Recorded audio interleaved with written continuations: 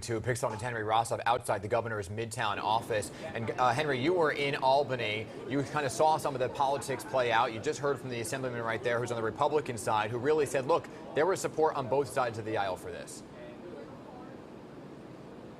Dan, I've been texting lawmakers nonstop since the announcement to try to get a sense of one thing. Will impeachment still move forward? Within the last few minutes, I'm starting to get responses. Not one of the 5 or 6 assembly members and senators I've heard from believe that this will push pause on the governor's impeachment process. That being said, most of the folks I'm texting are staunch, people who dislike the governor quite a bit. So we'll have to see what happens. I think it was very telling yesterday when Speaker Hastie was asked about the possibility of impeachment after a resignation and how solid his Democratic caucus was on this issue. It was very telling when he admitted he may not necessarily rely on only Democratic votes to bring articles of impeachment, which means he's counting on about a quarter of the Assembly, Republicans, to do this in the first place. So if what you have is the effect of Governor Cuomo stepping down, enough Democrats say, good enough, let's move on.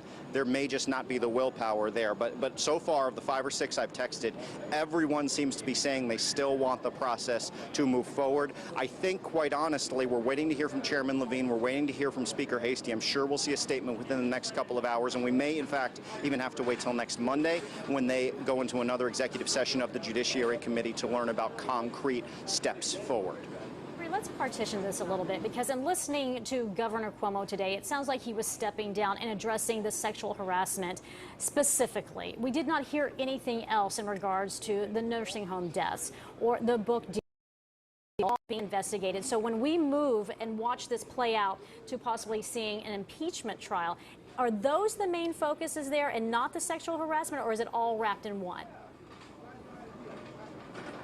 No, I would say that it's going to be all wrapped in one. We asked how the articles would look yesterday, in fact, and we're told this could all be one yes or no vote. This may not even necessarily be individual articles. The format is not set yet, so I'll caution there. But on the 2 points that you make, the book deal and the nursing homes, I think the reason the governor really didn't address those is because, frankly, before these allegations of sexual misconduct were pushed to the front, he did address those repeatedly. And to recap his responses, again, this is Governor Cuomo's take on this as interpreted by me, having listened to him for the past many months talk about his various scandals. On the issue of the book, the main thing at the core there that makes the $5 million book deal perhaps inappropriate is that he asked other members within the administration to rework drafts and to review content on government time. The book deal in and of itself, there was nothing untoward about that.